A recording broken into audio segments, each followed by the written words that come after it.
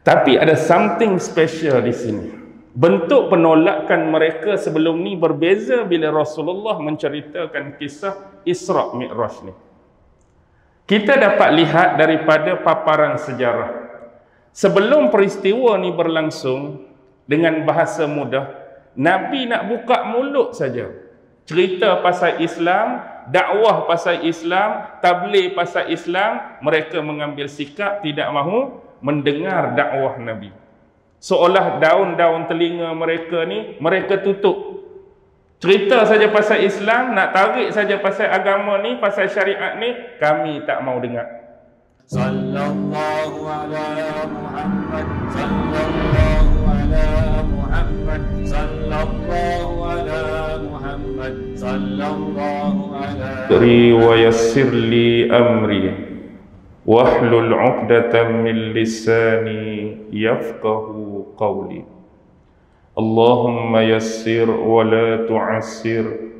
Allahumma salli ala sayyidina Muhammad wa ala alihi wa sahbihi wa sallim. Wa la hawla wa la quwwata illa billahil aliyyil azim. Amma ba'd. Alhamdulillah, syukur kehadrat Allah subhanahu wa ta'ala, kerana dengan limpah kurnia, rahmat, kasih sayang dan inayah daripada Allah subhanahu wa ta'ala. Alhamdulillah, pada malam ini kita sekali lagi sama-sama dapat dipertemukan oleh Allah dan ditempatkan oleh Allah pada sebaik-baik tempat di rumahnya, di masjid ini. Alhamdulillah. Mudah-mudahan Allah jualah yang menempatkan kita juga pada sebaik-baik tempat di akhirat kelak di sisinya, insya-Allah. Tuan-tuan, puan-puan, hadirin hadirat, muslimin muslimat yang dirahmati sekalian, insya-Allah pada malam ini, walaupun sudah melepasi dan melewati bulan Rajab, tajuk pada malam ini kita berbicara mengenai ibrah, pengajaran dan pelajaran penting daripada peristiwa perjalanan junjungan besar Nabi Muhammad sallallahu alaihi wasallam yang disebut sebagai Isra' dan Mi'raj. Baik, Allah subhanahu wa ta'ala berfirman di dalam suratul Isra' ayat yang pertama, sebagaimana firman Allah, a'udzu billahi minasy syaithanir rajim, bismillahirrahmanirrahim, subhanalladzi asra bi'abdihi laylan minal masjidil harami ilal masjidil aqsa alladzi barakna hawlahu linuriyahu min ayatina innahu huwas sami'ul basir.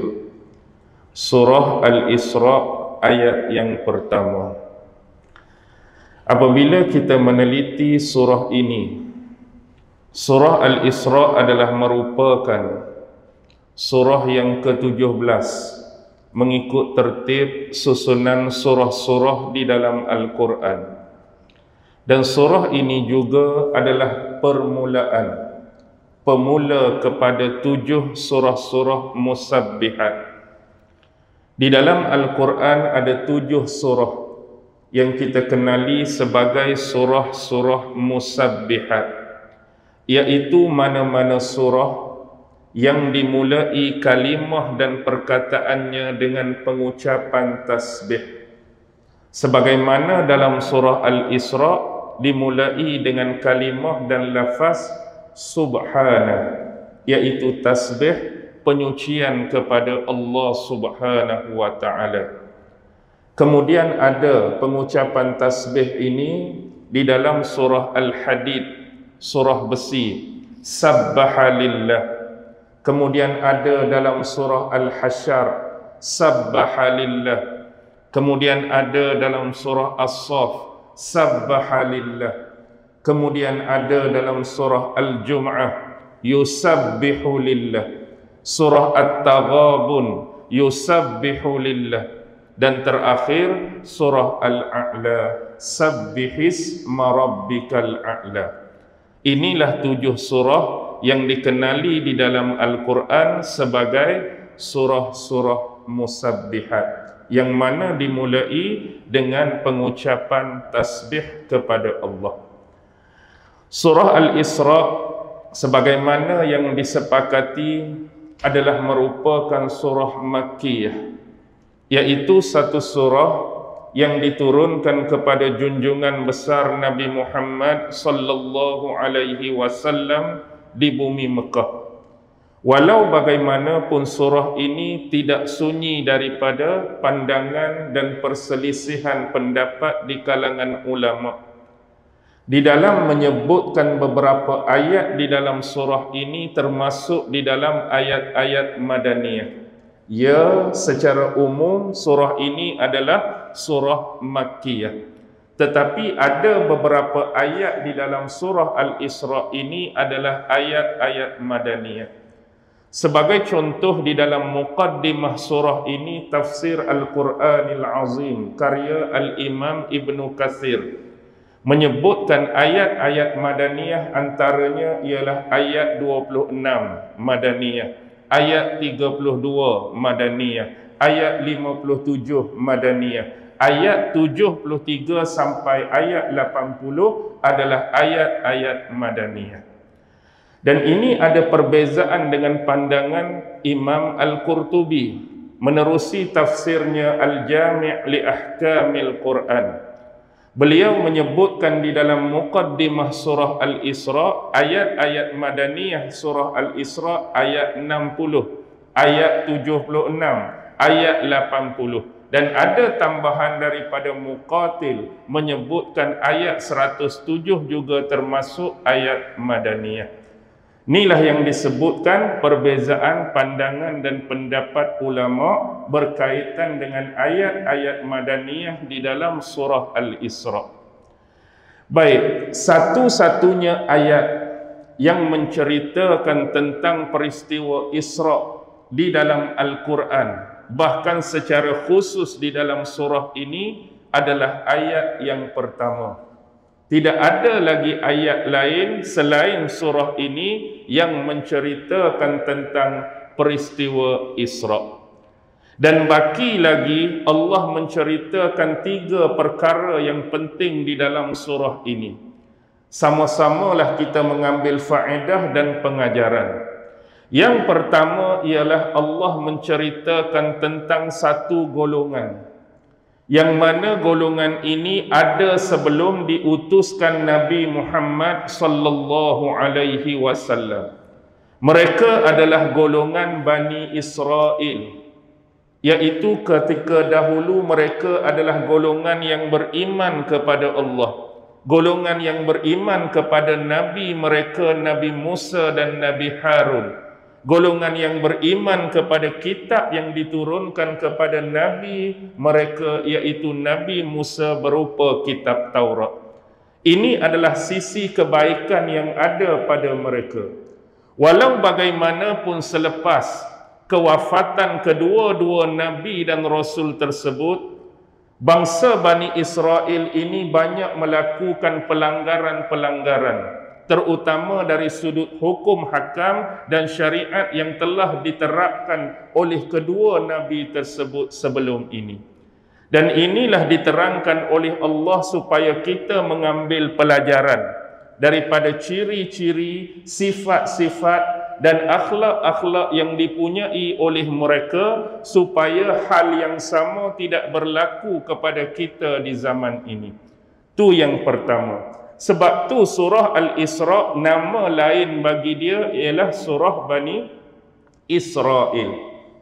Kalau tuan-tuan belajar tentang ilmu ulumul Quran, selain nama dia surah Al-Isra, nama dia ialah surah Bani Israel. Dan ini biasa pada sebahagian nama-nama surah yang ada punyai 2 nama. Sebagai contoh surah sebelum ni, sebelum surah Al-Isra, surah Lebah An-Nahlu, Nama lain bagi surah Lebah ialah An-Ni'am, iaitu nikmat-nikmat daripada Allah. Contoh lagi surah Ghafir. Nama lain bagi surah Ghafir ialah surah Al-Mu'min. Jadi kena reti dan pandai beza di antara Al-Mu'minun dengan Mu'min. Kalau jumpa Mu'min saja, tu merujuk surah Ghafir. Kita ada surah Taubah, selain tu nama dia surah Al-Bara'ah. Tu sebagai contoh surah-surah yang mempunyai dua nama. Baik. Yang kedua ialah Allah menceritakan bagaimanakah dia menurunkan hujjah kepada manusia. Banyak cara, banyak kaedah Allah menurunkan hujjah kebenaran kepada manusia. Cuma dalam surah Al-Isra Allah menurunkan dua daripadanya. Pertama ialah Allah menurunkan hujjah kepada manusia menerusi wahyu-wahyu, firman-firman yang datang daripadanya berupa ayat-ayat Al-Quran kepada Nabi Muhammad sallallahu alaihi wasallam. Yang kedua ialah hujjah-hujjah berupa mukjizat yang dikurniakan oleh Allah dengan keizinan daripadanya berlaku sesuatu yang melemahkan akal manusia, ketidakmampuan untuk manusia menandingi dan mengatasinya kepada nabi-nabi dan rasul-rasul tertentu. Ini jelas dua perkara ini disebutkan dalam surah Al-Isra. Ada 5 ayat di dalam surah ini menyebut berkaitan mukjizat, dan ada 10 ayat di dalam surah ini yang menyebutkan tentang tauhid kepada Allah, iaitu jenis tauhid yang berupa dalil-dalil seperti yang disebutkan tadi. Dan dalam awal surah Al-Isra Allah menceritakan cara penurunan wahyu yang berbeza daripada sebelumnya. Sekiranya maklum bagi kita bahawa nabi-nabi dan rasul yang menerima kitab daripada Allah sebelum ni, konteks penurunan wahyu-wahyu daripada Allah adalah melalui perantaraan siapa? Malaikat yang mulia Jibril alaihi salam kepada nabi-nabi dan rasul tertentu, baik berupa Taurat, baik berupa Zabur, baik berupa Injil maupun Al-Quran sendiri. Tetapi pattern pada awal Isra ini dalam konteks Mi'raj sekalipun menceritakan sesuatu yang berbeza. Sebelum ini daripada Allah melalui Jibril dan diturunkan kepada nabi dan rasul yang berada di bumi. Tetapi kali ini konteks penerimaan wahyu Allah sendiri memanggil Nabi Muhammad sallallahu alaihi wasallam untuk menerima wahyu di mana? Di alam atas. Berbeza dengan konteks penurunan wahyu sebelum ni. Sebab tu dalam surah selepas ni Allah cerita yang biasa balik. Selepas surah Al-Isra, surah apa? Al-Kahfi. Tapi konteks penurunan tu dia jadi biasa macam nabi-nabi sebelum ni dah. Alhamdulillahillazi anzala ala abdihil kitab. Cara hak biasa sebagaimana nabi dan rasul terima. Tapi Isra Allah panggil sendiri untuk menyampaikan wahyu tersebut. Ini adalah kelebihan Rasulullah sallallahu alaihi wasallam. Tu yang kedua. Manakala yang ketiga ialah di dalam surah ini ada satu perkara yang amat penting. Dalam istilah ilmu tafsir, istilah sajalah, ini disebut sebagai amalan 3 serangkai. Amalan 3 serangkai. Bermula pada ayat 23 sampai ayat 39. Tuan-tuan pun boleh cek, tuan-tuan pun boleh rujuk. Ayat 23 sampai 39 adalah amalan 3 serangkai. Pertama ialah jangan sesekali mensyirikkan Allah Subhanahu wa taala. Nombor 1, jangan melakukan kesyirikan, mempersekutukan Allah Subhanahu wa taala. Yang kedua ialah senantiasa melakukan amalan-amalan yang baik. Dalam istilah agama ialah amalan-amalan yang soleh. Dan ini dihubungkan dengan berbuat baik kepada kedua ibu bapa. Islam mengajarkan kepada kita sebagai contoh, kalaulah ditakdirkan oleh Allah Subhanahu wa taala, kita ni mempunyai kedua ibu bapa yang dipandang pada diri kita dan dipandang pada sudut masyarakat adalah ibu bapa yang baik, alhamdulillah. Kalau dipandang oleh kita dan masyarakat, ibu bapa kita ni adalah ibu bapa yang soleh, alhamdulillah. Baki lagi, kita sebagai anak perlu menyantuni, perlu menghormati, perlu bersikap lemah lembut dan berkasih sayang kepada keduanya. Ni aturan dan ajaran agama. Apatah lagi indahnya Islam sekiranya sifat yang dimiliki oleh kedua ibu bapa kita tu berbeza daripada yang pertama. Katakanlah takdir di sisi kita dan di sisi masyarakat, ibu bapa kita bukan ibu bapa yang baik, bukan ibu bapa yang soleh pada pandangan masyarakat. Islam juga mengajarkan benda yang sama. Kita sebagai anak, walaupun demikian sifat mereka, perlu menyantuni, perlu memberikan kasih sayang, perlu menyalurkan khidmat bakti sebaik-baiknya kepada mereka. Bahkan sehalus-halus saranan di penghujung ayat menyebutkan, fala takul lahuma uffin wala tanharhuma fakul lahuma qawlan karima. Berbicaralah dengan mereka dengan sebaik-baik perkataan. Al-Quran datang dengan istilah bila berbicara dengan ibu bapa, qawlan karima. Inilah diajar teknik kaedah communicate yang berkesan. Ini communicate yang berkesan. Bagaimana kita berdakwah, cara perkataan macam mana yang terbaik, tone macam mana yang terbaik, luahan macam mana yang terbaik. Jenis ini Allah sebut sekurang-kurang ada 6 dalam Quran. Tuan-tuan boleh tengok dalam surah An-Nisa ada 3. Qawlan ma'rufa, qawlan sadida, qawlan baligha. 3 jenis. Dalam surah Al-Isra ada 2. Qawlan karima, qawlan maisura. Dan 1 dalam surah Taha, qawlan layyina. Semua bentuk komunikasi dan cara-cara bercakap ni lebih awal diajarkan oleh Al-Quran kepada kita.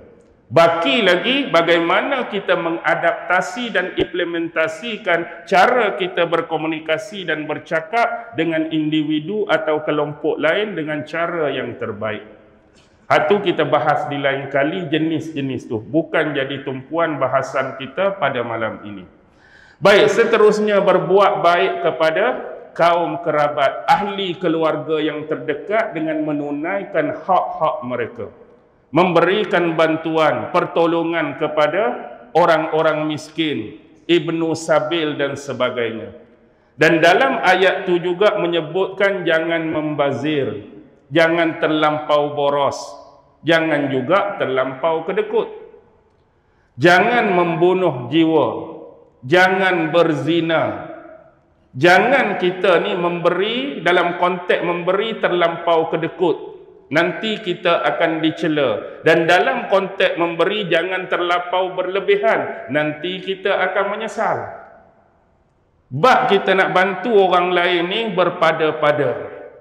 Jadi jangan terlampau tak beri langsung, jangan terlampau terlalu memberi langsung. Hak kedekut pun dicela masyarakat, kalau terlebih pun kita akan menyesal. Konon-kononnya nak jadi macam Abu Bakar. Masa hijrah dengan Nabi, dia tinggal apa dekat ahli keluarga dia? Tak tinggal apa. Aku tinggalkan Allah dan Rasulnya. Kita pun nak tiru. Mari peminta sedekah, ambil semua, ambil semua. Bini tanya, pi mana semua barang-barang kita ni? Abang kan standard Abu Bakar lah, habis semua. Habis nak tinggal apa kat kita? Hanya Allah dan Rasul. Konon-kononnya. Itu bukan level kita. Sebagai contoh, nak suruh faham. Satu masa lebih tu kita akan menyesal. Jangan berzina, jangan bercakap tentang sesuatu yang kita tidak mempunyai ilmu tentangnya. Tu hak bahagian berbuat baik. Lepas tu jangan menzalimi diri sendiri dan jangan menzalimi orang lain. Kalau tuan-tuan perhati kepada amalan 3 serangkai ni, jangan menyekutukan Allah, sentiasa membuat amalan soleh dan jangan menzalimi. Sebab surah ni cerita pasal siapa? Pasal Bani Israel. Sedar atau tak sedar, perasan atau tak perasan, dia hampir-hampir mirip dan persis kepada apa? 10 Commandment yang pernah diturunkan oleh Allah kepada Nabi Musa alaihi salam dulu. 10 perintah bertulis. Tengok dalam 10 Commandment tu hampir-hampir sama saja. Pertama ialah apa? Jangan sesekali ada Allah ataupun jangan sesekali ada ilah lain selain daripada aku. Maksudnya jangan mensyirikkan aku. Yang kedua, jangan sesekali membuat patung yang menyerupai sama ada daripada alam langit ataupun di bumi, sama ada yang berada di air ataupun di perut bumi. Jangan nak buat misal-misalan, jangan nak buat percontohan, jangan nak buat rupa-rupaan, jangan nak buat patung-patung ni. Dia ada B pula. Dan jangan jadikan hal tersebut, kalau kamu buat sungguh, jangan beribadah, jangan sujud kepada yang kamu buat tu. Yang ketiga, jangan sesekali menggunakan nama Allah, nama Tuhanmu dengan perkara-perkara yang bukan-bukan. Dengan kata lain, jangan menggunakan nama Allah pada tempat yang sebarangan. Kerana di sisi Allah dianggap sebagai berdosa. Menggunakan nama-namanya bukan secara sebarangan. Yang keempat, ikhlaskan dan niatkan kepada hari kebesaran. Hari kebesaran orang Yahudi jatuh hari apa? Hari Sabtu. Jadi muliakan hari Sabtu, ikhlaskan hari Sabtu. Yang kelima, tengok, mirip saja. Hormati kedua ibu bapa kamu. Yang keenam, sama Al-Isra sebut, jangan membunuh jiwa orang lain. Yang ketujuh, jangan mencuri. Yang ke-8, jangan berzina. Yang ke-6, jangan mengucapkan sumpah jadi saksi palsu. Yang ke-10, jangan sesekali kamu menginginkan rumah orang lain, isteri orang lain, hamba sahaya, lelaki atau wanita orang lain. Jangan sesekali menginginkan kambing dan kaldai-kaldai orang lain. Dengan kata lain, jangan jadikan hak orang lain sebagai hak kita, milik orang lain sebagai milik kita. Bahasa kasar sedikit, jangan jadi perampas kepada hak dan milik orang lain. Sama ke tak sama? Sebagaimana tadi, cukup sama. Dan inilah kebenaran yang Al-Quran bawa untuk mengesah dan membenarkan kitab Taurat yang ada pada mereka. Baki lagi sifat mereka sajalah yang tak mau terima Nabi Muhammad itu sebagai Nabi dan Rasul dan menolak Al-Quran sebagai wahyu yang datang daripada Allah Subhanahu wa Ta'ala. Baik, itu adalah serba sedikit flowers, kita panggil apa? Bunga-bunga. Kita tak mula lagi ni baru nak start. Sebab abang bagi sampai 9.30, tak apalah kan? Slow-slow. Ni baru 8.30. Kita ambil masa sejam untuk ibrah Isra dan Mi'raj. Baik, satu perkara penting yang saya nak sebut permulaan sebelum kita mula. Ada satu kata pujangga ke pepatah ke, wallahu alam, dia sebut macam mana? Reread your favorite book at different stage of your life. The plots never change, but your perspective does. Reread your favorite book. Bacalah secara berulang kali. Ulang-ulanglah buku kegemaran yang kamu suka, yang kamu minat. Dia sebut umum. Tapi kita tulis sikit, secara umum kita sebagai umat Islam beriman kepada Allah, bernabikan Nabi Muhammad, kita harapnya kitab ni lah, buku ni lah yang senantiasa kita baca dan mengulang-ulanginya. At different stage. Maksudnya ulang dalam konteks mana? Waktu kecil pun baca dan ulang-ulang. Besar pun baca dan ulang-ulang. Dewasa pun baca dan ulang-ulang. Sampai hari ini pun baca dan ulang-ulang of your life. Dalam seluruh kehidupan kamu. Poin dia ialah the plots never change. Plot kisah tu, plot cerita tu sama sekali tidak akan pernah berubah. Kamu baca masa kecil tu, itulah cerita dia. Baca masa remaja pun, itulah plot dia. Baca ketika besar pun, itulah cerita dia. Bahasa sampai sekarang pun, itulah plot dia. Tapi apa yang berubah? Your perspective. Perspektif kita dalam memahami. Setiap ulangan-ulangan yang kita baca pasti akan berubah. Dengan kata lain, bila sebut tentang Isra' Mi'raj, inilah ayat berkaitan Isra'. Tak akan ada, saya kira, mana-mana ustaz, mana-mana penceramah, mana-mana pendakwah, dia pi cari ayat lain nak cerita pasal Isra', dia pi cari ayat lain nak cerita pasal Mi'raj. Inilah ayat yang akan dia baca. Plot penceritaan pun tetap sama. Nabi tetap akan bermula di Masjidil Haram sampai di Masjidil Aqsa, kemudian Mi'raj melepasi langit ketujuh sampai Sidratul Muntaha, menerima perintah salat 5 waktu. Plot tak berubah. Dan jangan sesekali tukar plot ni. Disebabkan kita nakkan kelainan, kita nakkan perbezaan daripada orang lain. Malam ni aku rasa aku nak tukar plot cerita ni biar nampak hebat dan menarik. Jadi malam ni Rasulullah bermula di mana? Ingat, ni sekadar percontohan, bukan sesekali merendahkan martabat kenabian dan kerasul. Bermula di mana? Bermula di Malaysia, di KLCC, sampailah contoh ke Las Vegas ke London ke Paris ke, disebabkan nakkan kelainan. Plot tu boleh ubah dah? Tak akan boleh ubah sama sekali. Langit ketujuh, ada 7 lapis, nampak sikit sangat, aku tambah 3 lagi ya. Kali ni dalam cerita malam ni ada 10 lapis. Konon-kononnya nak ada perubahan. Sorry, tak akan berubah. Tapi apa yang berubah? Perspektif. Hak ni hak kita mahu. Jadi setiap kali menerima ilmu daripada sesiapa pun berbicara tentang topik dan tema yang sama, yang kita nak, kita dapat ilmu baru, pengetahuan baru, kemahiran baru, perspektif yang baru. Sebab tu kita belajar sebelum ni pun, walaupun cuma satu kitab, kita akan dapat ilmu yang berbeza bila kita belajar daripada banyak guru. Kitab mungkin sama, guru ni syarah macam ni.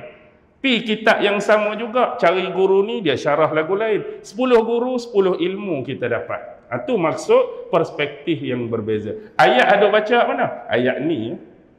Bukan kata zaman kita, sejak zaman Nabi dulu pun kalau nak cerita Isra', ayat ni. Plot tak akan berubah. Tapi guru yang mengajar, guru yang tafsir, guru yang syarah itu adalah berbeza. Baik. Kita mulakan yang pertama. Ni baru nak start betul lah. Bismillahirrahmanirrahim. Subhanallazi asra bi'abdihi laylan minal masjidil harami ilal masjidil aqsa. Subhana. Maha suci Allah. Ini adalah penyebutan tentang penyucian Allah terhadap dirinya sendiri, terhadap zatnya sendiri. Kadang-kadang dalam surah Musabbihat yang lain, dia datang dengan kalimah sabbaha lillah dalam bentuk fi'il madhi. Kata kita belajar bahasa Arab. Fi'il madhi ni dalam bahasa Inggeris apa? Past tense. Kadang-kadang tadi kita dengar Allah menyebutkan dengan lafaz yusabbihu lillah. Tu fi'il mudhari. Kalau Inggeris present tense.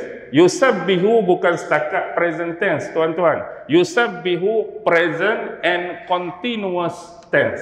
Senantiasa dan berterusan bertasbih kepada Allah. Jadi apa konteks yang nak disucikan di sini? Sebahagian tafsir-tafsir menyebutkan ada dua. Pertama ialah kerana Rasulullah ni berhadapan di Mekah dengan golongan-golongan musyrikin Mekah. Nama pun musyrikin. Jadi fi'il buat kerja mereka ialah bentuk kesyirikan kepada Allah. Syirik lagu mana? Dengan menjadikan berhala-berhala, patung-patung sebagai apa? Sebagai wasilah, sebagai perantara. Di antara mereka nak berdoa, memohon sesuatu, memohon hajat dengan Allah. Inilah bentuk kesyirikan yang mereka buat. Jadi pengucapan kalimah tasbih di sini ialah nak menyucikan Allah. Berhenti azan berhenti azan.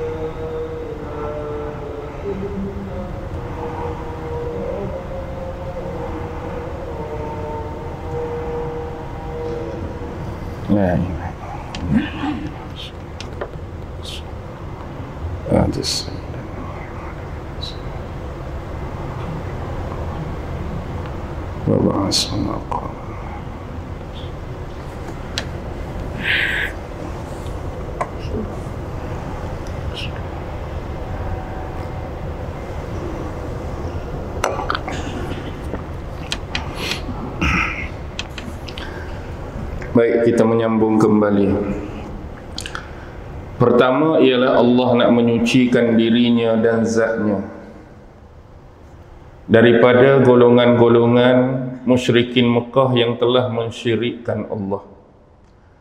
Sebagai contoh, ketika dahulu bila mereka menolak Nabi Muhammad sebagai seorang Nabi dan Rasul, banyak karenah-karenah yang mereka telah keluarkan menunjukkan penentangan mereka terhadap Nabi Muhammad sallallahu alaihi wasallam.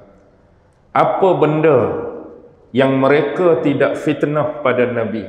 Apa benda yang mereka tidak tuduh pada Nabi? Apa benda yang mereka tidak label pada Nabi?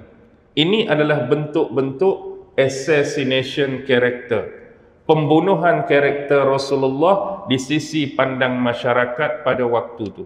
Tapi semua tuduhan, semua fitnah, semua labelan itu sia-sia, tidak memberikan kesan pun kepada Rasulullah sallallahu alaihi wasallam. Bahkan dari sudut wahyu, mereka pernah meminta turunnya wahyu daripada Allah dalam bentuk tulisan yang siap di kertas dah. Daripada alam atas turun depan mereka, siap tulis dah dalam lembaran-lembaran kertas. Lagi jauh, lagi sadis, mereka minta apa? Kalau Allah ni nak menyampaikan sesuatu arahan pada mereka, Allah nak perintahkan macam ni, atau Allah nak larang mereka jangan buat macam ni, mereka tak mau perantaraan wasilah Nabi Muhammad dalam soal penyampaian.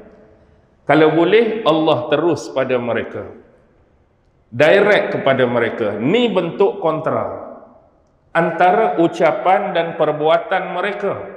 Dalam ucapan mereka, bila Allah nak sampaikan sesuatu kepada mereka, mereka nak tolak Nabi. Tak perlu ada Muhammad untuk menyampaikan pada kami, ceritakan pada kami. Kami nak Allah secara terus, Allah secara direct menyampaikan pada kami. Tapi dalam bab mereka berdoa, dalam bab mereka bermohon, dalam bab mereka meminta kepada Allah, kenapa perlu ada berhala-berhala tadi? Tak bolehkah kamu buat benda yang sama, direct minta pada Allah, direct bermohon pada Allah, direct berhajat pada Allah? Jadi sama ke tak sama? Tak sama, kontra. Jadi Allah nak sucikan hal tersebut. Untuk berdoa, minta pada dia, ni bukan jalan dia, ni bukan cara dia. Yang kedua ialah Allah nak menyucikan diri dan zatnya daripada mengutuskan Nabi ataupun Rasul yang bersifat pendusta, pembohong ataupun penipu, sebagaimana tuduhan-tuduhan dan tomahan ni pernah mereka lemparkan kepada Nabi. Amat-amat tidak logik, tidak rasional dan tidak masuk akal untuk Allah Subhanahu wa ta'ala mengutuskan Nabi dan Rasulnya bersifat demikian. Allah nakkan kebaikan kepada umat dia, Allah nakkan kebaikan kepada makhluk dia, Allah nakkan kebaikan kepada ciptaan dia. Logik ke tidak? Dalam nak menyampaikan kebenaran, menyampaikan hak, menyampaikan kebaikan, dia utuskan Nabi yang bersifat pembohong, penusta, penipu dan palsu. Logik ke tidak? Tak akan logik sama sekali. Maksudnya Allah menurunkan Nabi Muhammad dengan sifat-sifat yang mulia. Benar duduk pada dia, amanah duduk pada dia, bijak duduk pada dia, benar-benar menyampaikan duduk pada dia. Baik. Allazi asra, yang telah memperjalankan. Kalimah asra ni, dia bukan setakat menceritakan perjalanan, memperjalankan, tetapi pada kalimah asra tu dah termasuk konteks timing, waktu, memperjalankan pada waktu malam. Pada kalimah asra tu sendiri, maksudnya kalau berjalan, masuk time dia, berjalan malam. Kalau diperjalankan pun, diperjalankan pada waktu yang sama, waktu malam. Baik, ada perbahasan panjang dari sudut ilmu bahasa. Ada yang mengatakan asra berjalan malam, sara pun berjalan malam, sara tanpa huruf alif. Dan perbezaan dia, kalau sebut asra berjalan malam, konteks dia di awal waktu. Kalau sebut sara berjalan malam, konteks dia di pengakhiran malam, di penghujung malam. Kalau Asra di awal malam. Siapa yang memperjalankan Nabi Muhammad? Allah Subhanahu wa taala yang memperjalankan baginda dengan perantaraan malaikat Jibril alaihi salam. Bahkan ada riwayat yang menyebut Jibril dan malaikat Mikail. Itu bukan persoalan. Persoalan dia, perjalanan ini bukan dengan kehendak dan keinginan Nabi Muhammad. Perjalanan ini bukan dengan kudrat Nabi Muhammad. Perjalanan ini bukan dengan daya upaya usaha Nabi Muhammad. Kalaulah dengan keinginan, kalaulah dengan kehendak, kalaulah dengan kuasa, kudrat dan keupayaan sendiri, mampu atau tidak Rasulullah berjalan Isra' dan Mi'raj ni? Mampu atau tidak? Tidak akan mampu sama sekali. Jadi perjalanan ini daripada awal sampai last, dari awal sampai akhir, dianggap berjaya kerana Rasulullah diperjalankan oleh Allah. Allah yang nak memperjalankan Rasulullah, Allah lah yang meminta Jibril supaya menemani Rasulullah dalam konteks perjalanan Isra' dan Mi'raj. Ia bukanlah sesuatu yang aneh, sesuatu yang pelik. Kalau Allah yang bersifat maha segala maha yang memperjalankan hamba-Nya ni, pelik ke tak? Kita dah mengenali Allah sebagai Tuhan, sebagai zat yang bersifat maha segala maha. Kalaulah cerita macam ni atau lebih lagi, rasa pelik ke tidak?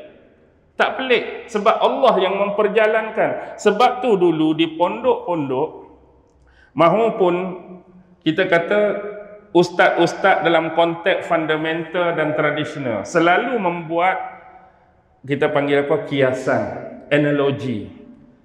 Kalau di satu tempat tu ada sebuah kolam, dalam kolam tu ada beratus-ratus ekor ikan. Kita ambil lah ikan hak senang, hak kecil-kecil, ikan laga atau ikan gapi. Dan kolam ikan ni, yang dalam tu ada beratus-ratus punya pemilik dia. Ada tuan. Suatu ketika, tuan ni datang ke kolam tersebut. Lalu dia ambil satu botol. Dia buka penutup botol ni, lalu dia sauk salah seekor ikan yang daripada jumlah ratus-ratus tadi. Bukan ambil semua, ambil salah seekor saja. Dia pun letak dalam botol. Tutup botol, buatlah lubang angin sikit nak bagi saluran pernafasan. Dia bawa botol ni sekali dengan dia. Dia pi ke lapangan terbang, beli tiket, naik sekali. Dia naik kapal terbang, bawa sekali botol, yang di dalam botol tu ada ikan hak dia ambil salah seekor tadi. Jadi ikan ni dibawa berjalan oleh siapa? Oleh tuan dia. Dalam tu dia boleh tengok macam-macam. Oh, aku ingat manusia ni macam tuan aku seorang saja. Bila duduk dalam flight ni, hak macam-macam rupa, macam-macam muka, macam-macam pesen rambut, macam-macam color, macam-macam bentuk tubuh, selain daripada tuan hak selalu bagi dia makan, hak dia kenal. Tuan aku rambut beruban dah, hak ni rambut hitam, hak ni rambut color pink, hak ni macam singa laut, hak ni macam ni, contoh. Kulit pula tuan aku sawo matang, hak ni gelap gelemat, hak ni putih mulus, tinggi, rendah, gemuk, kurus, macam-macam jenis manusia. Sampai saja di Kuala Lumpur, tuan dia bawa berjalan di mana? Di KLCC, tengok menara berkembar, pi Sunway Lagoon, pi Sunway Pyramid, pi Petrosains, macam-macam. Malam tu juga balik.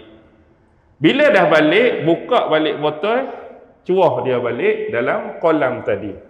Dia pun bila berjalan macam ni, action nak cerita dekat kawan-kawan. Jadi bila dia bercerita, agak-agak cerita yang dia nak cerita ni, apa tanggapan, apa respon, apa reaction daripada kawan-kawan ikan hak lain? Percaya ke tak percaya? Percaya ke tak percaya? Tak akan siapa percaya, sebab mereka hanya mengenali lingkungan persekitaran mereka. Hak mereka tahu duduk sekali selama ni, pasir-pasir hak duduk dalam ni. batu-batu hak duk dalam ni, lumut-lumut hak duk dalam ni, rumput rampai hak duk dalam ni. Tu je. Kalau cerita lebih pada hak ni, hang memang pembongak, hang memang nak bohong. Tapi poin dia ialah, kalaulah dia cakap bukan aku sendiri, maksudnya bukan aku keluar tiba-tiba kepal terbang pergi kat sisi, tak. Tuan kita yang bawa aku. Bubuh pula dalam bekah yang ada air yang aku boleh bernafas. Tuan kita yang bawa aku pergi sini, balik dia lepaskan aku balik.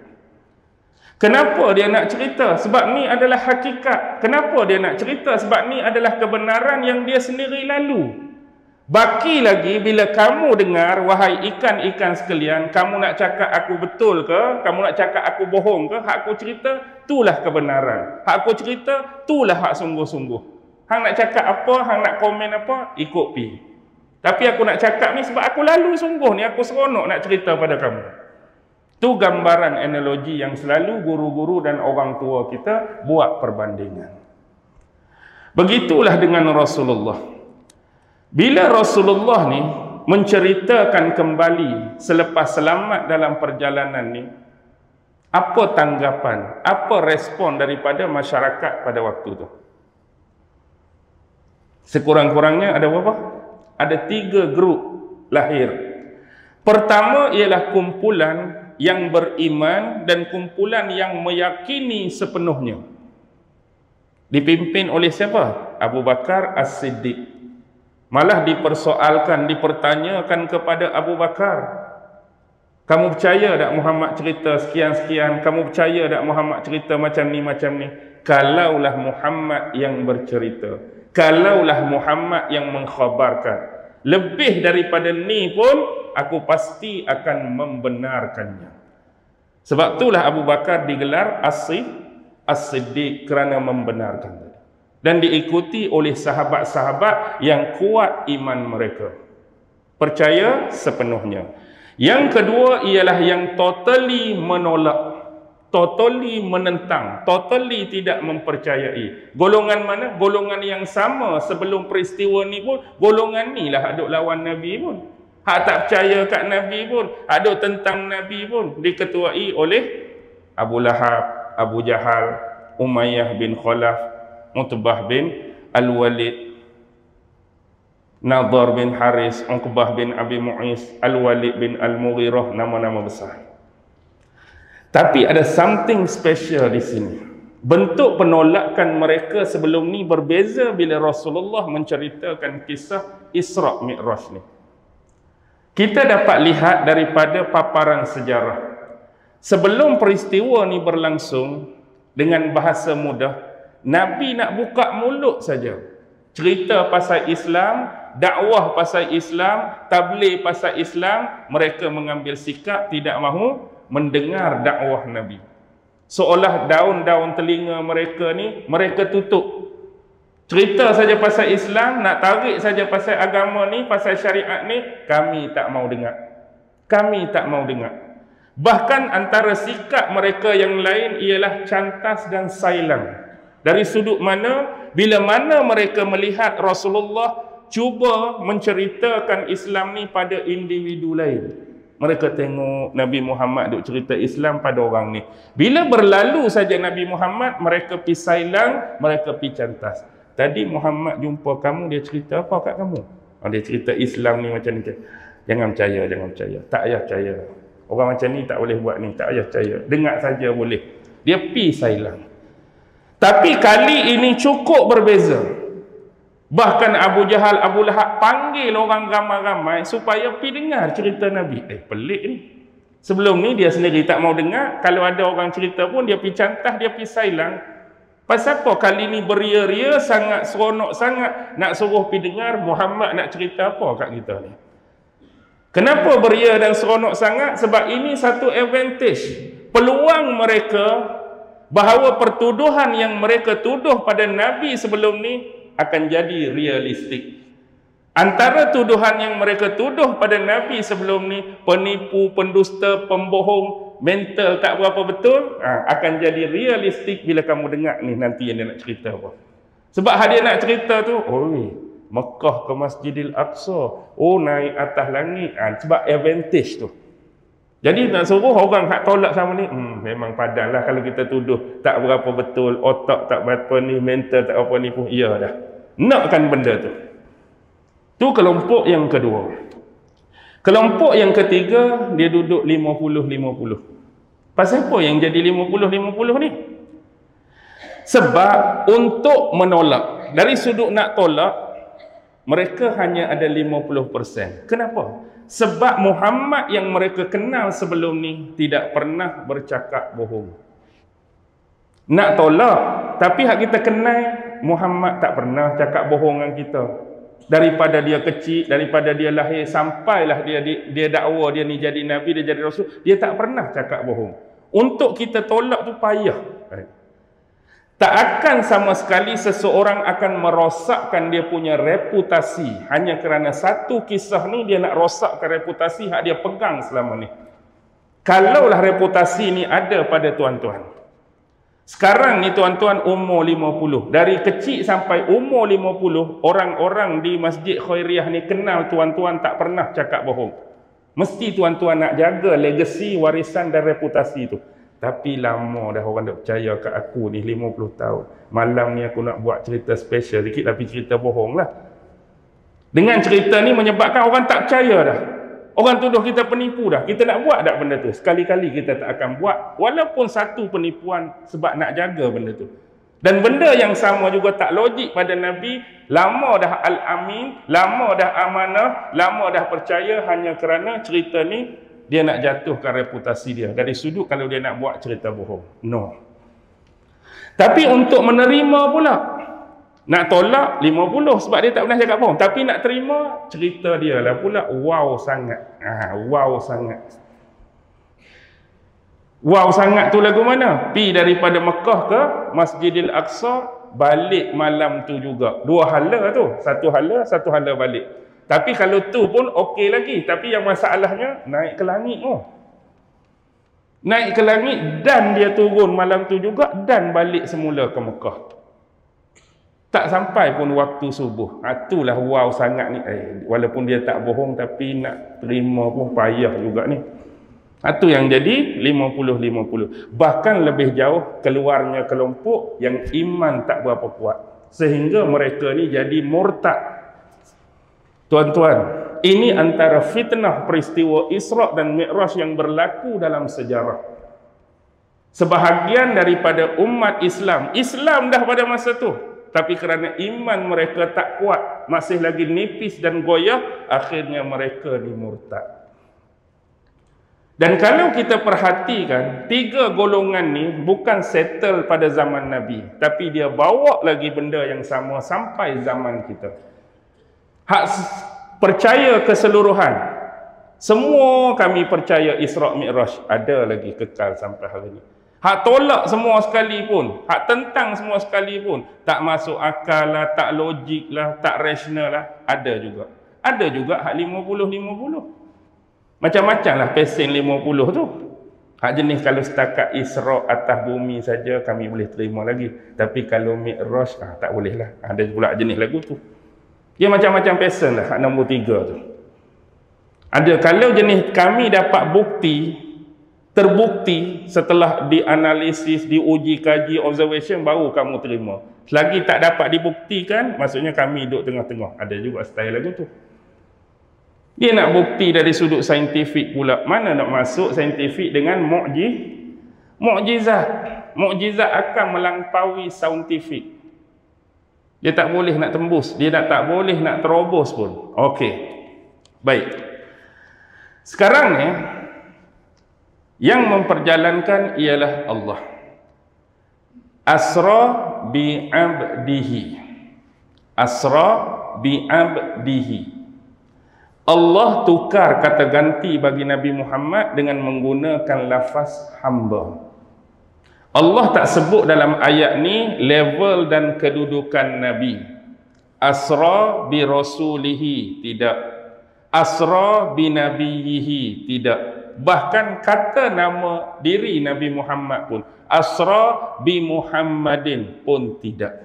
Tapi Allah menggunakan Asra bi'abdihi.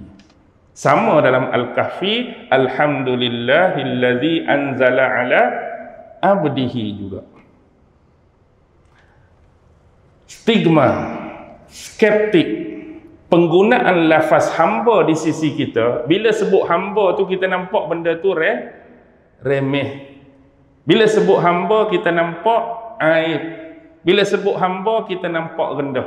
Kerana stigma dan skeptik hamba ni ialah seseorang yang dipunyai, seseorang yang dimiliki, ada tuan dia, ada majikan dia, boleh diperintah sesuka hati, boleh dipergunakan sesuka hati. Tu skeptik hamba duduk dalam kepala kita.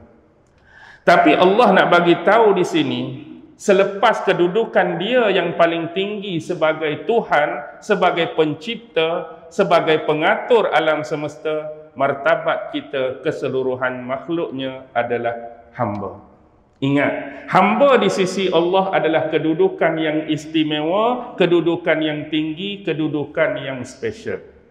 Yang membezakan kita cuma nama, yang membezakan kita cuma jawatan, yang membezakan kita cuma gelaran. Atas dunia ni kita diberi nama macam-macam, tapi hakikatnya status kita semua hamba Allah. Nama apa pun hamba Allah. Gelaran Datuk, YB, Tan Sri, Perdana Menteri, Presiden, hakikatnya semua hamba Allah. Gaji sejuta sebulan, 10,000 sebulan, 100,000 sebulan, tak ada gaji apa gaji, tetap semua hamba Allah. Kurus, gemuk, hamba Allah. Tinggi, rendah, hamba Allah. Putih, hitam, hamba Allah. Tak ada kecuali. Baik. Kenapa ditekankan penggunaan kalimah hamba? Kerana untuk mencapai taraf kehambaan yang hakiki, iaitu yang benar-benar memperhambakan diri kepada Allah, adalah tugas yang amat sukar dan sulit. Umum ya, kita hamba Allah. Tapi nak klasifikasikan secara sebenar, kita memperhambakan diri kepada Allah, tu susah. Sebab rata-rata manusia yang hidup pada hari ini jadi hamba kepada 3 ataupun triple ni, ramai. Pertama ialah hamba kepada sesama manusia. Yang kedua, hamba kepada iblis setan. Yang ketiga, hamba kepada harta dan hawa nafsu dia. Ni paling ramai. Tapi nak cari hamba yang betul-betul memperhambakan diri kepada Allah dalam erti kata yang sebenar, sulit, susah dan sukar. Hak ramai hak saya sebut tadi lah. Hawa nafsu duduk depan, harta duduk depan, wanita duduk depan, iblis setan duduk depan, sesama manusia duduk depan. Fahami secara tersirat akan makna kehambaan ini. Lailan. Tadi bila sebut asra, berjalan malam, dalam konteks timing dah, jalan malam. Padahal stop dah, cukup dah. Tiba-tiba mari lagi kalimah lailan, malam. Untuk apa lagi? Mari kalimah lailan. Asra tu berjalan malam dah. Ni malam pula. Sebab kalau tak ada datang kalimah lailan ni, mungkin kita boleh ingatkan macam ni. Bila sebut asra berjalan malam, satu malam penuh ke? Satu malam suntuk ke? Banyak malam daripada siang ke? Macam-macam boleh diperbahaskan. Tapi bila datang lailan, menunjukkan hanya sebahagian malam saja. Bukan satu malam panjang, bukan satu malam yang penuh. Sikit saja. Daripada apa? Informasi Al-Quran menceritakan apa? Makan. Aspek makan. Bukan makan ni. Makan bahasa Arab tu maksudnya tempat. Minal Masjidil Haram. Tempat bermula Masjidil Haram. Lokasi dia bumi Mekah. Ilal Masjidil Aqsa. Tempat sasaran, tempat mendarat, tempat destinasi terakhir Masjidil Aqsa di mana? Di bumi Baitul Maqdis, di Palestin, di Jerusalem, atau disebut dulu dengan nama Ilya. Okey. Sekarang disebutkan tempat. Bila sebut tempat, dua-duanya merujuk adalah tempat yang istimewa, tempat yang suci, tempat yang penting bagi umat Islam. Tempat yang bermula tu adalah tempat apa? Tempat bermula tu ialah tempat kiblat bagi umat Islam. Tempat sasaran adalah kiblat sebelumnya. Dan ni adalah peristiwa Isra' belum hijrah. Maksudnya belum berlaku peralihan kiblat. Walaupun bermula di Baitullahil Haram di Mekah, tapi kiblat solat pada masa tu masih lagi berpaksi dan kiblat pada Masjidil Aqsa. Nanti hijrah ke Madinah 17 bulan lepas tu baru tukar kiblat. Ni nak menunjukkan dengan batang tubuh Rasulullah untuk memadukan, mempersatukan kembali dua kiblat yang besar dan penting bagi umat Islam ni. Kalau dahulu adanya nabi-nabi sebelumnya, siapa yang pernah ada di bumi Palestin? Nabi Ibrahim alaihi salam, anaknya Nabi Ishaq alaihi salam, cucunya Nabi Yaqub alaihi salam, cicitnya Nabi Yusuf alaihi salam sebelum berhijrah ke bumi Mesir. Kemudian masuk pula nabi-nabi selepasnya. Nabi Musa tak dan masuk, Nabi Harun tak dan masuk. Tak apalah Nabi Yusha' bawa masuk. Lepas tu banyak nabi-nabi berada di sini. Yang dominasi belah Masjidil Haram ialah anak keturunannya belah Bani Ismail. Yang dominasi belah Masjidil Aqsa banyak Bani Israel. Tapi Rasulullah ni sebab Nabi dan Rasul yang terakhir, dia nak memadukan dan menyatukan kembali dua tempat yang istimewa ni. Baik, secara umum berapakah jarak di antara keduanya? Kita pun tak tahu jarak, kita bukan juru ukur. Kita ambil panduan daripada orang hak ukur lah. Bukalah jurnal, bukalah artikel, bukalah bahan bacaan. Paling koman pun, maksud koman tu hak paling pendek, jarak yang dicapai 1250 km. Ada kata 1350, ada kata 1500. 1250, 1350, 1500. Kita ambil hak paling panjang lah, 1500. Sebab bab mengukur ni siapa yang ukur? Manusia. Bila manusia biasalah, kawan ni ukur teweng kau ni, kawan ni ukur teweng kau ni, ni lebih sikit, ni kurang sikit. Jadi berpada-padalah. Kita ambil 1500.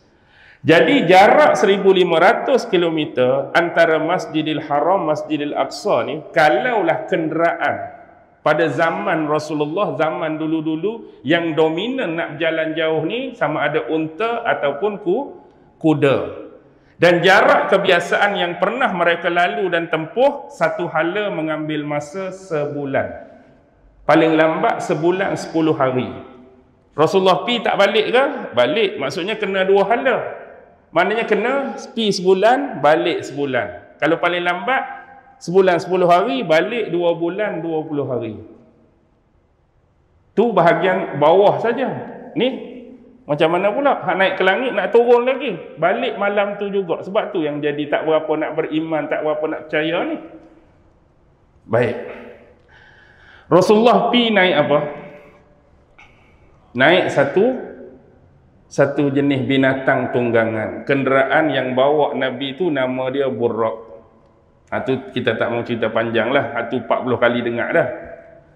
Buraq yang bawa Nabi. Sifat Buraq ni ialah binatang daripada teknologi langit. Binatang dari syurga. Dari unsur cahaya. Jibril yang teman Nabi, malaikat unsur cahaya. Walaupun kita faham unsur cahaya pada Jibril mungkin lagi hebat daripada unsur cahaya pada Buraq. Semua tu ada unsur cahaya, tapi tingkatan unsur cahaya tu pasti tak sama. Kita ambil level yang paling rendah bila berbicara mengenai konteks cahaya kita ni. Baik. Cahaya ni, apa kelajuan dia? 1 detik, 1 saat, berapa kelajuan cahaya boleh pergi? 1 saat saja, 1 second, berapa kilometer? Berapa ratus ribu kilometer cahaya boleh pergi? Berapa? 300,000. Dia bukan 300,000, adalah 299 berapa-berapa tu, tapi kita genapkan 300,000 tuan-tuan. Bayangkan. Kelajuan cahaya 1 second, 1 saat, 1 detik, dia dah boleh sampai 300,000. Ambil 1 detik saja 300,000 ni, Kalau letak di Masjidil Haram, pi ke Masjidil Aqsa, berapa kali jadi macam ni? Nak cukupkan 300,000. Kita hanya 1,500. 1,500 nak bagi cukup 300,000. Agak-agak ting ting ting ting ting ting ting ting ting ting ting ting ting ting. Berapa kali? 300,000 tu kena bagi 1,500, tengok berapa kali dia punya hala tu. Tu baru 1 second. Tu baru 1 second. Dah boleh berapa kali dah. Jadi pelik ke tak? Pelik ke tak? Kalau nak balik malam tu juga tak pelik. Contoh, jarak antara bumi kita dengan bulan.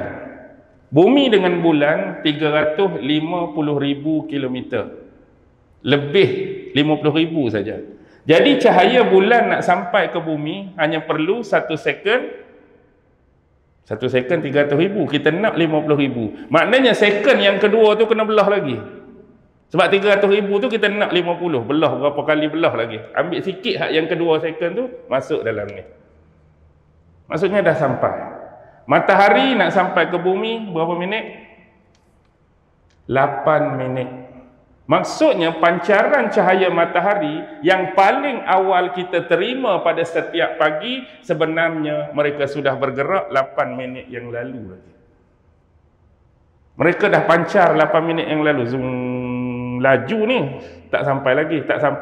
Hak pertama kita terima, hak kita hadap tu minit ke 8. Nak habaq jauhnya. Dalam jauh tu laju tu. 1 saat 300, 2 saat 600, 3 saat 900, 8 minit baru sampai. Jauhnya. Sebab cahaya ni ada 2 sifat. Satu disebut visible, satu disebut invisible. Visible yang macam mana? Visible yang macam ni lah. Cahaya matahari yang kita boleh nampak, kita boleh tengok. Cahaya lampu kita pasang malam. Cahaya lampu Kalimatan, cahaya lampu telefon, cahaya lampu suluh. Dia ada sumber ni kita sebut cahaya hidup. Visible light. Kalau invisible light, dia panggil cahaya mati. Contoh macam microwave, radio wave, x-ray, gamma ray, infrared, ultraviolet. Itu jenis-jenis dia panggil cahaya mati, invisible light.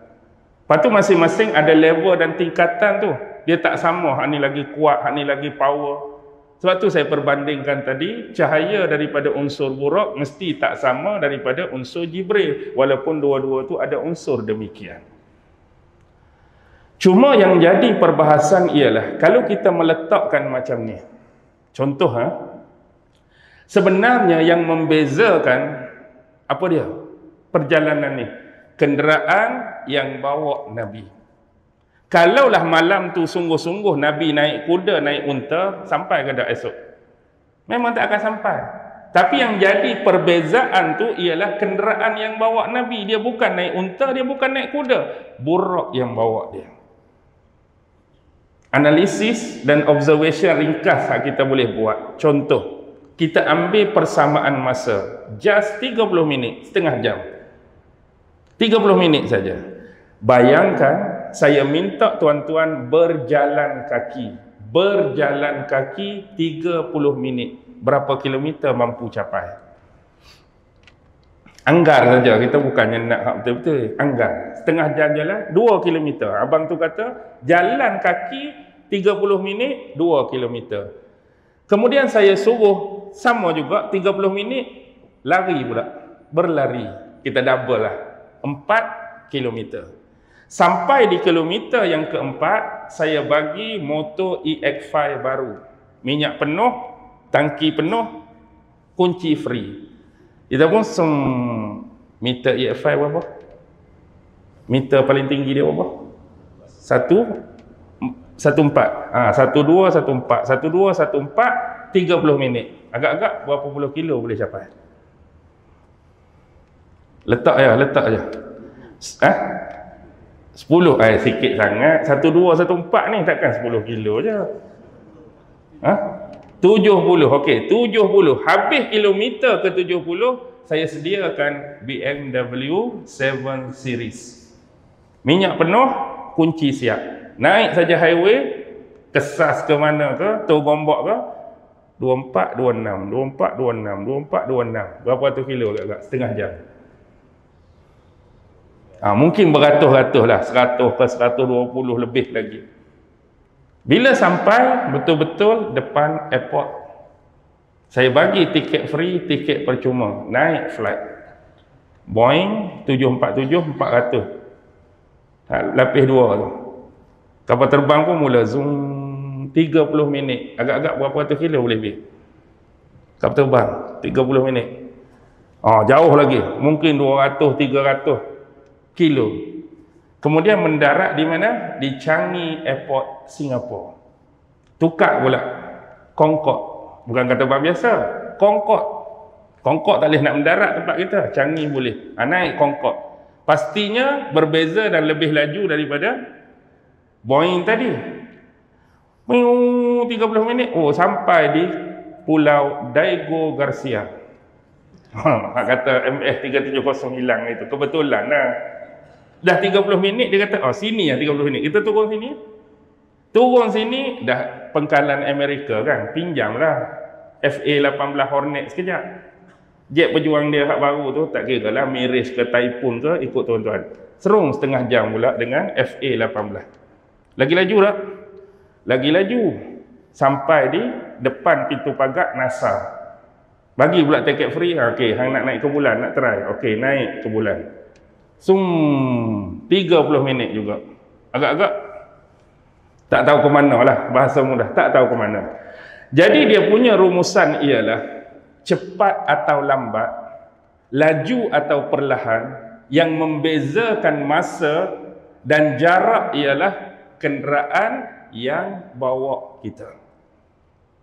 Kenderaan ni bawa 10 kilo, masa sama. Kenderaan ni bawa 300 kilo, kenderaan ni bawa 1000 kilo, kenderaan ni bawa 10,000 kilo. Jadi yang membezakan jarak, kecepatan atau lambat tu kenderaan yang bawa kita. Jadi yang bawa Nabi ialah Buraq. Yang kita buat tadi perbandingan cahaya apa? Cahaya hak bumi 1 saat 300. Hak Buraq sendiri wallahu alam, hak Jibril sendiri wallahu alam. Tapi Allah tunjukkan satu contoh yang mudah. Buka surah Al-Ma'arij. Dalam Quran ada surah Al-Ma'arij. Ma'arij ni jamak. Sebenarnya dia punya singular tu ialah apa? Mi'raj dah lah. Kalau satu kita sebut Mi'raj, kalau jamak kita sebut Ma'arij. Kan ada satu surah nama Ma'arij, ayat nombor 4. Ta'rujul malaikatu warruhu ilaihi fi yaumin kana miqdaruhu 50,000 sanah. Naik Mi'raj para malaikat dan roh merujuk malaikat Jibril kepadanya, yakni kepada Allah Subhanahu wa taala, fi yaumin, dalam satu hari. Mereka Mi'raj satu hari yang qadar dia sama dengan 50,000 sanah, 50,000 tahun. Masa kita, waktu kita. Depa naik, perumpamaan satu hari depa tu kalau kita nak buat juga dengan kuasa, dengan lingkungan kita, sekitaran kita, kena ambil masa 50,000 tahun. Lepas tu kita 50 dah padam, nak capai 50,000 lah ke mana? 50 tahun pun belum tentu hidup lagi, kadang-kadang tak ada dah kita. Lepas tu tak sampai-sampai lah. Laju tak laju? Laju. Kita ambil nisbah macam ni. Kalau satu saat 300 kilo ni hak cahaya bumi. Kalaulah 1 minit. 1 minit dia boleh pergi berapa? 300,000. 1 minit ada 60 saat. 300,000 kali 60. Berapa boleh pergi? Kalkulit. Ada pada kalkulit. 3 kali 6. 18 juta kan? 18 juta kilo. 1 minit 18 juta kilo boleh pergi. Kalau 1 jam, 1 jam pun kena kali 60. 18 juta kali 60. Bukan juta dah kot, bilion berapa?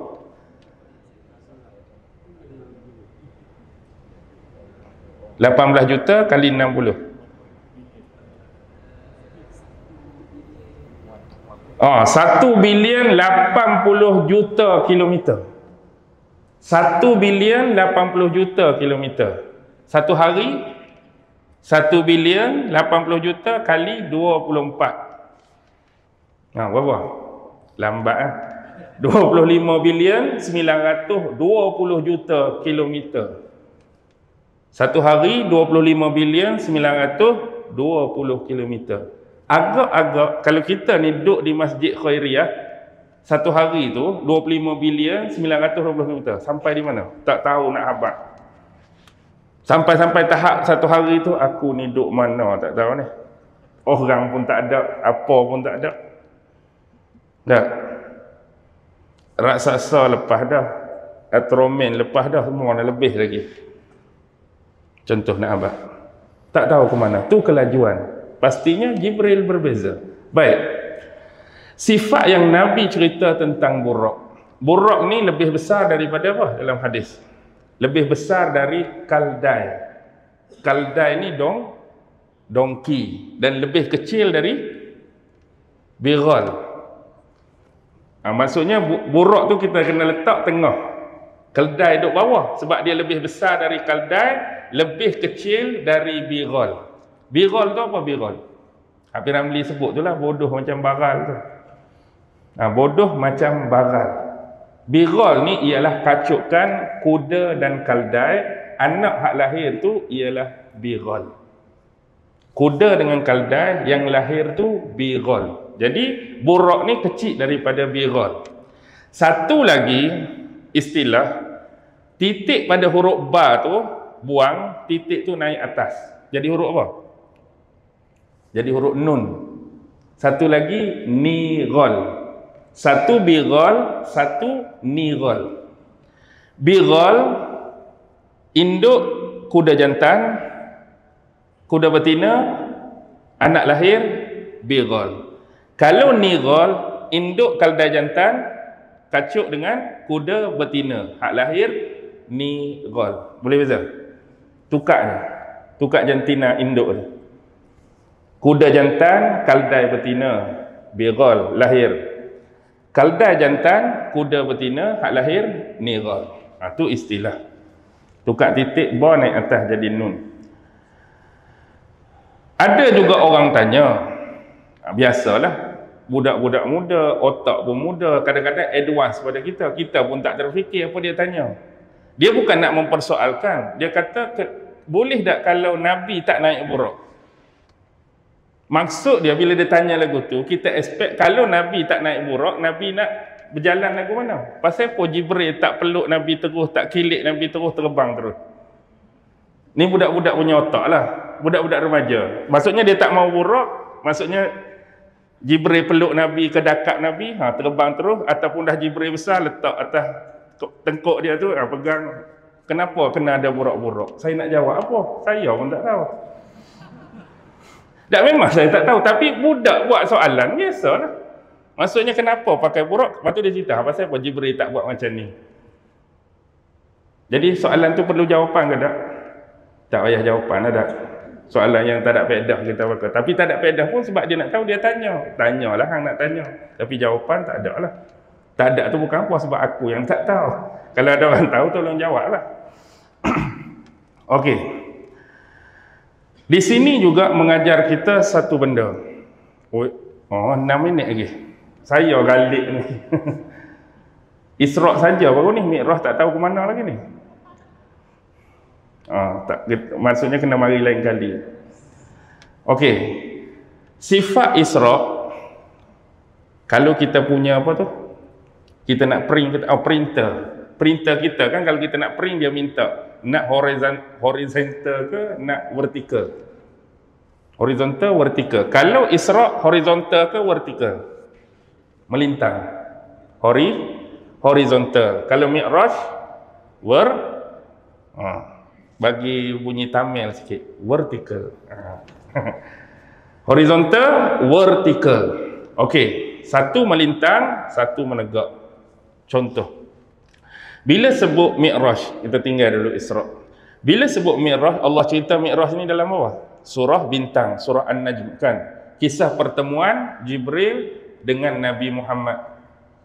Waktu tu Nabi Muhammad melihat Jibril dalam rupanya yang asli buat kali yang kedua kan. Sebelum tu, waktu terima wahyu sebelum tu dah ada sekali, hak ni pun kali lagi. Jibril tunjuk rupanya yang asli. Kemudian makin mendekat, jadi hak sebagaimana biasa. Okey.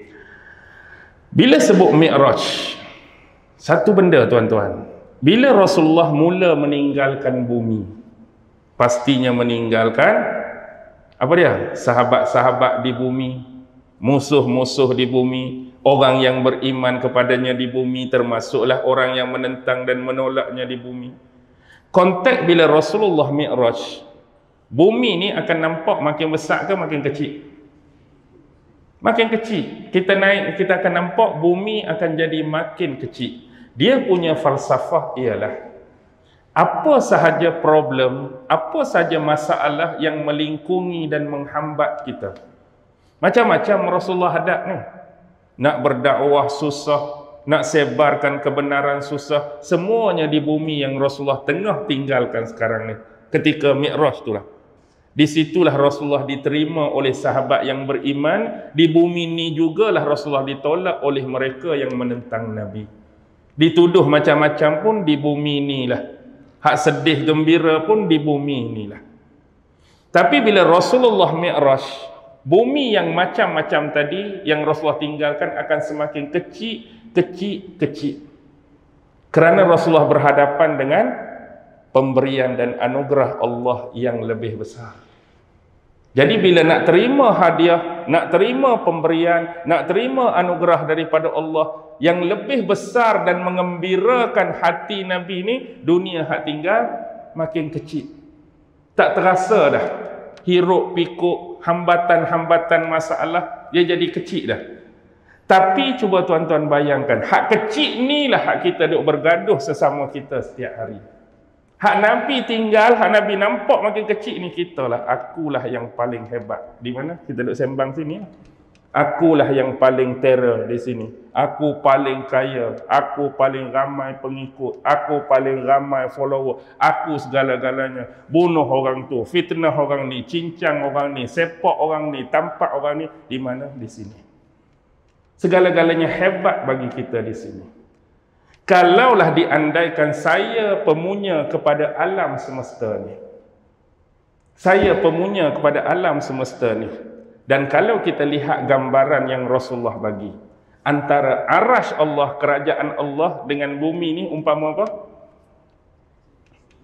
Sebentuk cincin yang berada di padang yang luas.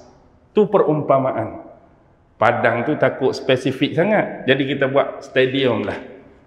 Ini tak termasuk hadis Nabi yang takut hang tukar jadi takwil jadi stadium pula aku yang kena ni. Tak ada kena-mengena. Nak abad nak bagi senang faham. Kalau satu stadium tu, cincin ni letak pada bulatan sepak mula tengah padang. Kan ada bulatan sepak mula, letak cincin ni, kita pun duduk di podium utama. Besar mana nampak cincin? Tak nampak apa. Maksudnya kecil sangat. Kalaulah saya tuan punya kepada stadium tu, andaikan hak duduk bergaduh dalam cincin duduk di sepak mula tu, saya duduk lagu ni je.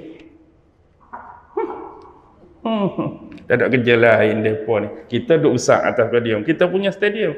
Hak kita duduk gelap, orang hak duduk dalam cincin tu. Aku paling hebat dengar suara mereka ni. Aku hebat sekali. Aku kaya sekali. Kita duduk senyum. Hampa tak kenal aku lagi siapa.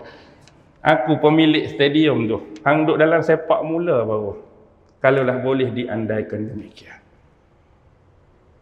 Nabi naik ke atas, meninggalkan semua benda. Sebab apa pun saja bila kita terima anugerah, kita terima daripada Allah, segala hak susah, hak sedih sebelum ni, dia akan jadi hilang lagu tu saja. Tuan-tuan perhatilah. Kita susah berjaga malam, susah jaga anak, susah hantar tuition, susah hantar pergi sekolah. Memang susah-susah, kejap masa, kejap duit apa. Last kali kalau anak bagi tahu, bapa saya dapat 10A. Apa perasaan? Tu hak ringkas-ringkas. Rasa berbaloi, rasa tak ada dah hak penat dulu, hak aku pergi hantar, hak habis duit, anak 10A. Hilang. Tu baru hak simple, kecil. Ni nak tinggalkan bumi tempat hambatan tu naik, nak terima satu benda yang lebih besar. Kerana proses Isra' dan Mi'raj ni untuk menghiburkan hati Nabi. Nabi sedih. Tahun tu tahun Amul Huzn. Isteri kesayangan meninggal, bapa saudara yang selama ni jadi protect security keselamatan Nabi meninggal. Cuba dakwah di Taif, terima ke tolak? Tolak, tuan-tuan. Baling batu. Rasulullah menerima bukan setakat kecederaan fizikal, kecederaan emosi. Fizikal kena baling dengan batu, fizikal kaki berdarah. Emosi kita nak bagi benda baik pada orang, orang tak mau. Kita nak cakap benda betul pada orang, orang tolak. Kita nak cakap benda hak dan kebenaran, diremeh-remehkan, diperli, dicaci maki. Cedera tak emosi? Cedera. Fizikal cedera, emosi cedera. Kematian isteri, emosi. Kematian pak saudara, emosi. Inilah waktu Rasulullah nak menghiburkan Nabi. Cuba tuan-tuan buat bandingan macam ni. Saya suka berfikir. Kalaulah konteks penggunaan buraq tadi. Kalau ikut keperluan, mana baik ketika Isra' atau ketika Hijrah? Diberi buraq pada Nabi. Saya buat perbandingan fikir macam ni. Ketika Isra', Nabi tak ada ancaman bunuh. Cuma Nabi sedih saja. Bunuh tak. Tapi ketika Hijrah, ada tak ancaman bunuh pada Nabi? Ancaman bunuh. Rumah Nabi dilingkung 50 orang. Keluar saja, perang. Kena bersembunyi-sembunyi. Duduk dalam gua. Orang hantar makan. Kena duduk 3 hari berjalan. Kena upah Yahudi pergi sana. Kalau otak kita lah. Agak-agak penggunaan buraq ni, baik Isra' ke, baik Hijrah. Kalau kita, otak saya lah, tuan-tuan mungkin fikir lagu ni, otak saya, baik Hijrah lah. Orang nak bunuh, ni duduk rumah dia, naik buraq, sampai Madinah. Settle. Otak kita nak apa? Tapi Rasulullah hanya digunakan dalam Isra'. Hijrah guna tak? Tak. Nak menuntut apa? Keikhlasan dalam perjuangan. Nak menuntut nyawa, menuntut harta, menuntut pengorbanan. Harta tinggal, nyawa dalam 2 lagi. Kalau tertangkap, kalau kena berigat, duduk pula dalam gua. Orang hantar makan, hantar minum, tak ada lampu, tak ada apa. Semata-mata hanya Allah lah yang menjaga Rasulullah dan sahabat dia. Kalau kita, otak kita. Tapi poin yang terakhir, lebih dah 3 minit ni. Tak apa. Keharmonian dan keselarasan antara alam langit dan alam bumi. Ni poin paling penting.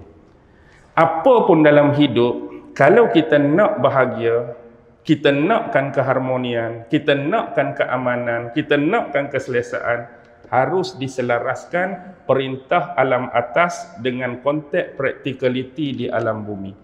Select salah satu, tuan-tuan, yang benda yang tuan-tuan cari tak akan dicapai.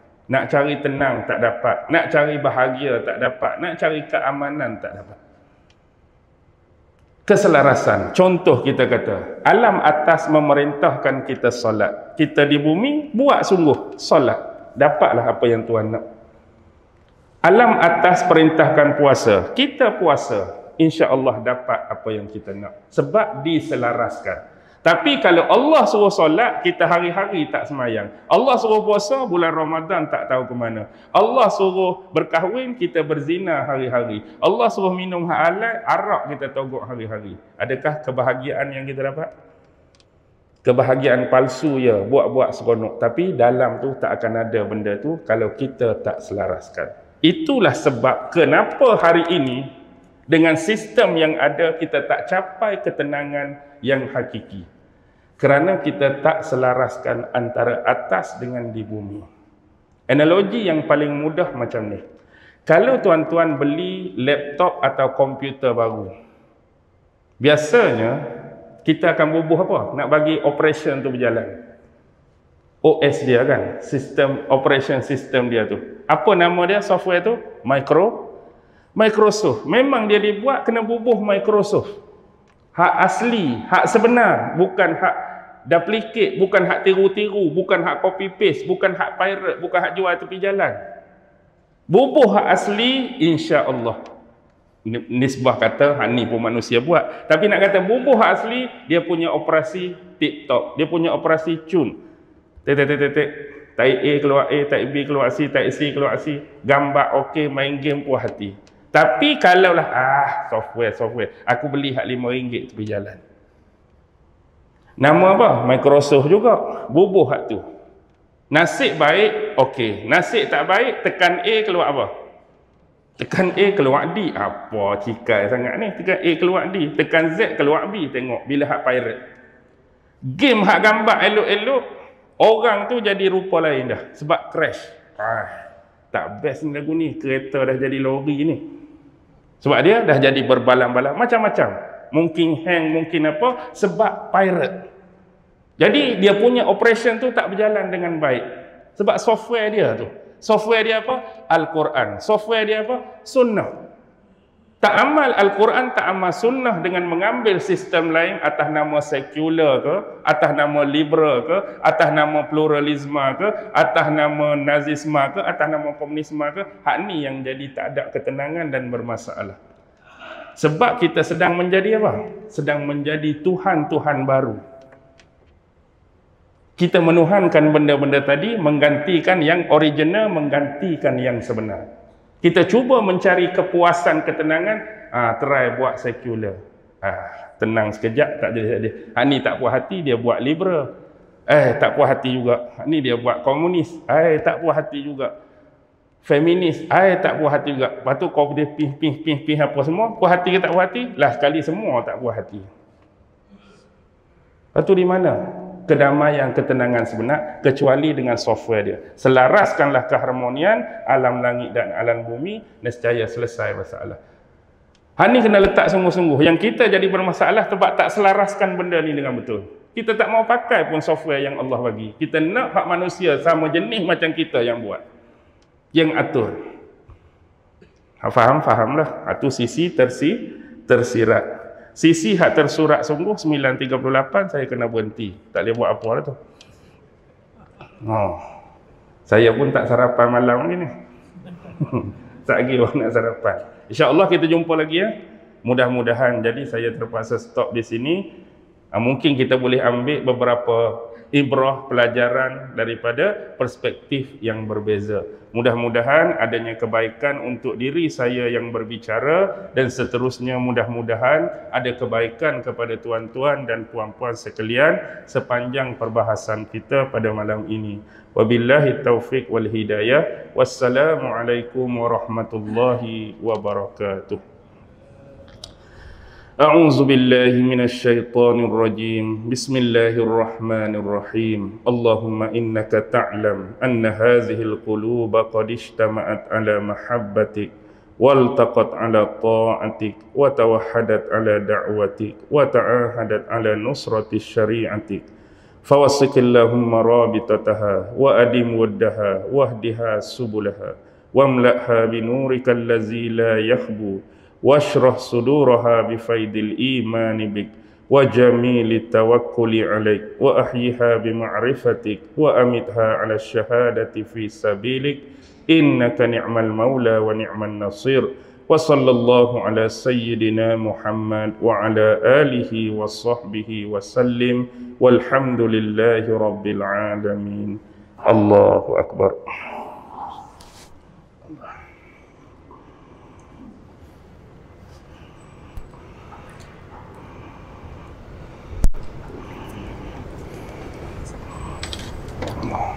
Allah.